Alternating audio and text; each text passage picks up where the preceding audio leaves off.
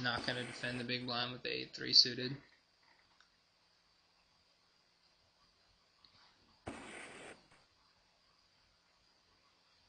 The one thing about this replayer that we don't have is when a player does get busted. I've seen on some other sites how they like have some crazy animations where they like blow up or something like that. We don't have that kind of entertainment here, guys. We focus on the poker.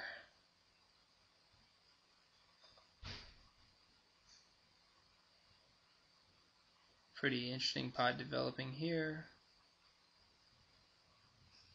It's kind of a cooler. Not good to see that this player on our left, Breathe, who is not very fun to tangle with.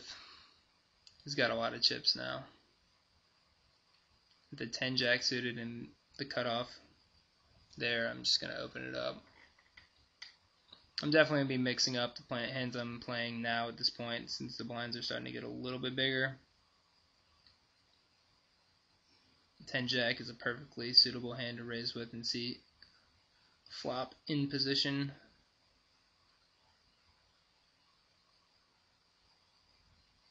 It's like one of those hands that's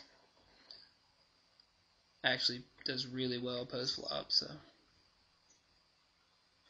see what looks to be a squeeze here, and then he checks when he flops a set. That's kind of interesting hand. I'm gonna slow this one hand down because this is a very interesting hand as well. So I have pocket fours here. I'm gonna open, like I said, I've open any pair here with my stack. But what we have here is a multi-way pot. 4 players in the pot, and I do flop a set. So what I could do here, there's all kinds of options.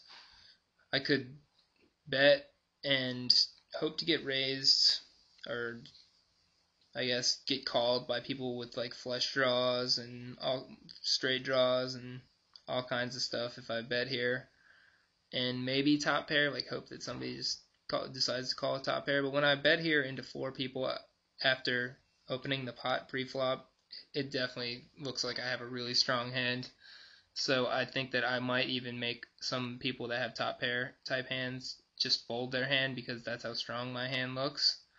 And I definitely don't want to do that. That's like that's the kind of person that I really want to keep in the pot because I have an insane amount of equity against their hand with my hand.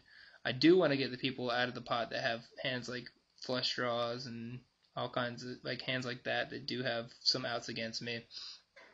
And I know that this player on my left, Breathe, is a very aggressive player, like I said earlier, and I think that if I give him the opportunity, he's going to bet into this pot a lot, and I can just go ahead and make a check raise type thing, and if I do even make that play, like it kind of almost looks like I have a bluff hand where I just don't think that he has a hand, so it can get me value from all kinds of hands against him and maybe some other of these players that already know of this guy's image and know that he's a pretty aggressive player and just aren't going to believe him either. So I opt to just check the flop here, even though I flopped a set, and a lot of the times I would bet for value.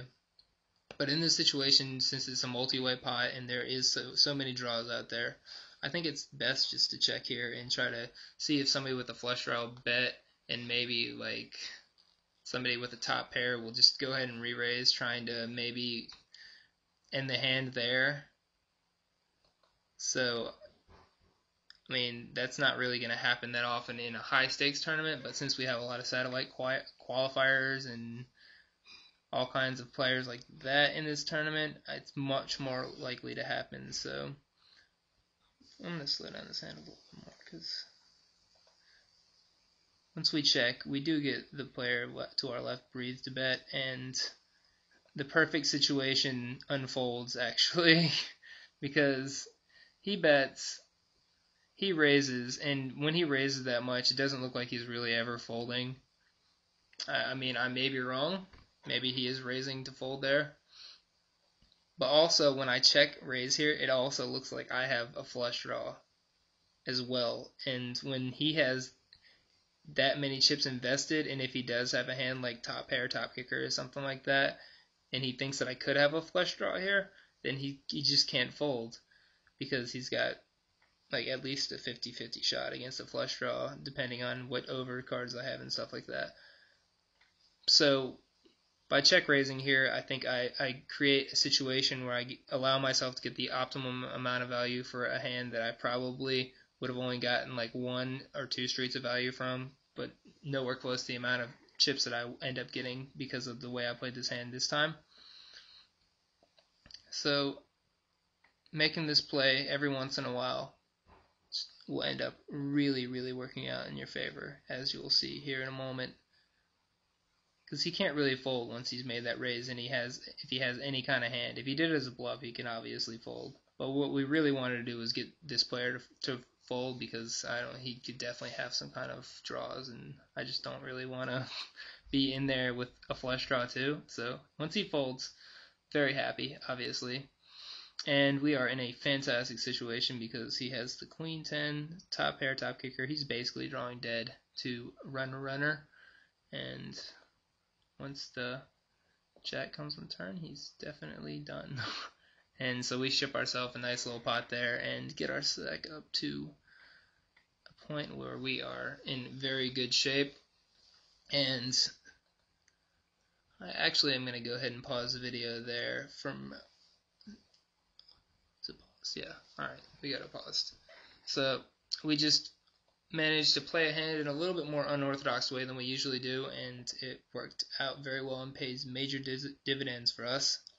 And from here, there's probably going to be a few more videos, probably a lot, so once again, you guys are going to have to bear with me, but there definitely will be a lot of stuff discussed, and later on, especially when we get toward the final table, I think I did a really good job of just really making the people that were waiting to go up the play scale basically making their lives a living hell. So you definitely have that to look forward to, because it will be very exciting to watch.